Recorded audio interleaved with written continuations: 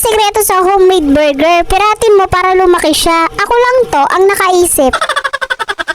Dahil hindi nga kasya yung pati sa tinapay. Dahil maliit nga lang yung tinapay, kaya pipiratin mo talaga siya para magkasya. Hindi na rin nga namin hinati yung pati dahil 6 lang din naman yung tinapay at 6 lang din yung pati. Kung hahatiin pa nga naman ay sosobra. Isang balot lang din kasi ang binili namin tinapay dahil baka nga daw mabundat kami, sabi ni boyfriend.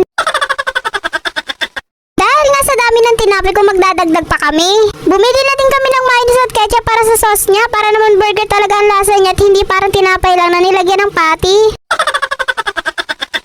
Boyfriend ko nga ngayon na nagluluto dahil papanindigan na nga daw niya ako. Cherise.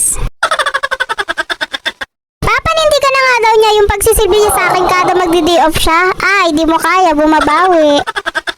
Hindi na nga rin namin ninimit ang tinapay dahil tamad nga kami. At dahil nagtitipid nga kami ngayon, ay ito na nga ang kakainin namin buong maghapon. Cherise.